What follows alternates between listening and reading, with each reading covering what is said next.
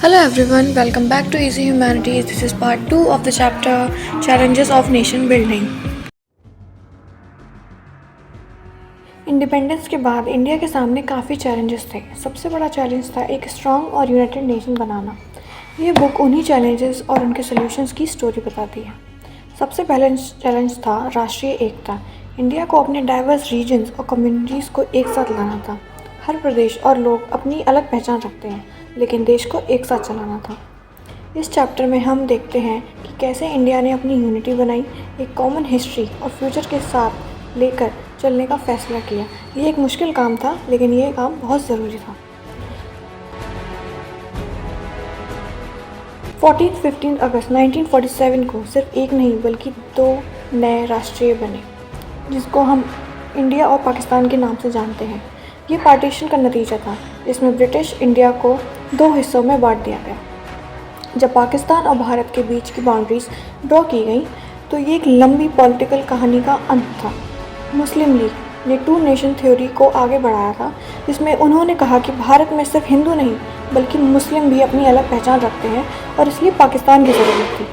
लेकिन कांग्रेस ने इस थ्योरी को अपोज किया और पाकिस्तान की मांग को नहीं माना। लेकिन 1940s में कुछ ऐसे पॉलिटिकल डेवलपमेंट्स हुए जिसकी वजह से कांग्रेस और मुस्लिम लीग के बीच की कंपटीशन बढ़ गई और ब्रिटिश की रोल की वजह से पाकिस्तान बनने का फैसला लिया गया।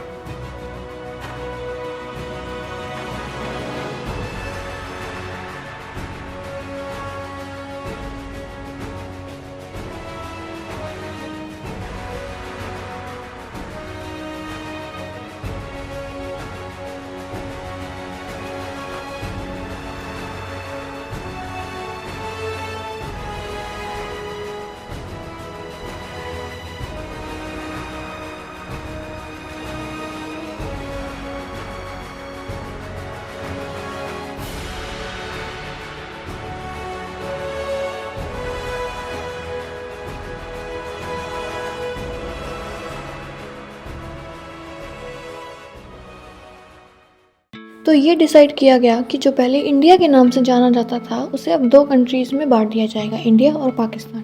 ये डिवीज़न ना सिर्फ एक हॉरिफिक इंसिडेंट था बल्कि इसे इम्प्लीमेंट करना भी काफ़ी मुश्किल था। इसके लिए प्रिंसिपल ऑफ रिलीजियस मेजॉरिटीज़ को फॉलो करने का फैसला किया गया। मतलब जो एरियाज़ मुस्लिम मेजॉरिटी के थे उन्हें पाकिस्तान का हिस्सा बना दिया जाएगा और बाकी इंडिया के साथ रहेगा। ये आइडिया बहुत सिंपल लगता है, पर इसमें कई मुश्किलें थी। सबसे पहली, ब्रिटिश इंडिया में कोई एक सिंगल मुस्लिम मेजॉरिटी थी ही नहीं। 2 अलग अलग जगह थी, एक वेस्ट में और एक ईस्ट में, और इन दोनों का जोड़ना इम्पॉसिबल था। तो ये डिसाइड किया गया कि पाकिस्तान 2 हिस्सों में बांटा जाएगा, वेस्ट और ईस्ट पाकिस्तान, जो इंडिया की टेरिटरी से काफ़ी दूर लगेंगे। दूसरी प्रॉब्लम थी कि सब मुस्लिम मेजॉरिटी एरियाज़ पाकिस्तान में नहीं जाना चाहते थे। खान अब्दुल गफ़ार खान, जो नॉर्थ वेस्टर्न फ्रंटियर प्रोविंस के लीडर थे, उन्होंने भी 2 नेशन थ्योरी को अपोज किया था, लेकिन उनकी आवाज़ को इग्नोर कर दिया गया और नॉर्थ वेस्टर्न फ्रंटियर प्रोविंस को पाकिस्तान का साथ मिला दिया गया। तीसरी प्रॉब्लम थी कि पंजाब और बंगाल जैसे मुस्लिम मेजॉरिटी प्रोविंसेस में भी कई ऐसे एरियाज़ थे जहां नॉन मुस्लिम्स की मेजॉरिटी थी। तो ये डिसाइड किया गया कि इन प्रोविंसेस को डिस्ट्रिक्ट या लोअर लेवल पे रिलीजियस मेजॉरिटी के हिसाब से डिवाइड किया जाएगा। ये फैसला 14-15 अगस्त की रात तक कंप्लीट नहीं हो पाया और काफ़ी लोगों को इंडिपेंडेंस के दिन ये भी नहीं पता था कि वो इंडिया में है या पाकिस्तान में। और ये था पार्टीशन का चौथा और सबसे मुश्किल इशू, माइनॉरिटीज़ का प्रॉब्लम। पाकिस्तान में रहने वाले लाखों हिंदूज और सिख और इंडिया के पंजाब और बंगाल में कुछ हिस्सों में रहने वाले मुस्लिम्स अपने घरों में ही बेघर हो गए।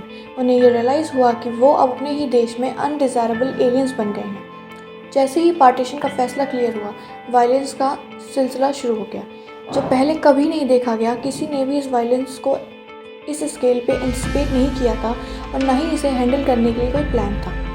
शुरू में लोगों और पॉलिटिकल लीडर्स ने सोचा कि ये टेम्पररी होगा और जल्दी कंट्रोल हो जाएगा, पर धीरे धीरे ये वायलेंस अनकंट्रोलेबल हो गया। कई कम्युनिटीज़ को कुछ घंटों के लिए नोटिस पर अपने घर छोड़ने के लिए मजबूर कर दिया गया।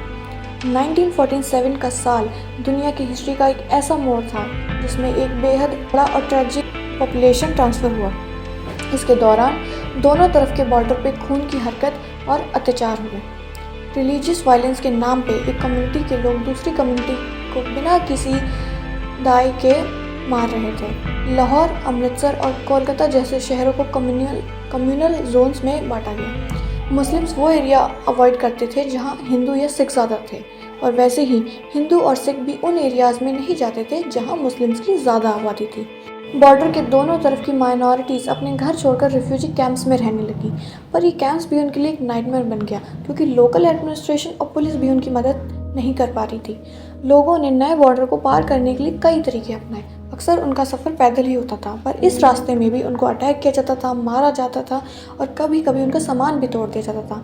हज़ारों औरतों को ज़बरदस्ती एबडक्ट किया गया, उनको ज़बरदस्ती अपना रिलीजन चेंज करने पे मजबूर किया गया और उनसे ज़बरदस्ती शादी की गई। कई औरतों अपने परिवार की इज़्ज़त बचाने के लिए अपने घर वालों के हाथों से मार डाली गई।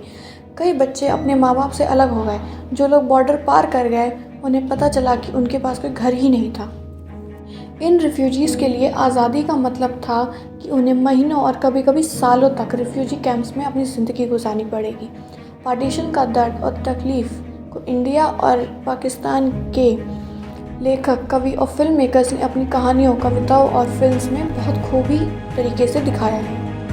ये पार्टीशन सिर्फ पैसे या लैंड का नहीं था, बल्कि हर छोटी से छोटी, बड़ी से बड़ी चीज़ का था। Like tables, chairs, typewriters, paper clips और पुलिस, बैंड के म्यूज़िकल इंस्ट्रूमेंट्स तक। गवर्नमेंट के एम्प्लॉयज़ और रेलवेज़ के लोग भी डिवाइड हो गए थे। और सबसे गहरा दर्द था वो था उन कम्युनिटीज़ को अलग हो जाना जो कई सालों तक अब एक साथ रहती थी।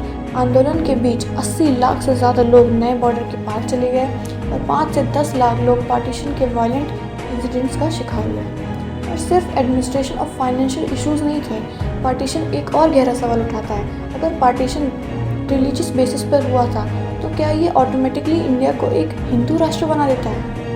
1951 में जब मुस्लिम्स काफ़ी बड़े हिस्से में पाकिस्तान चले गए तो भी इंडिया में उनकी आबादी 10 to 12% थी।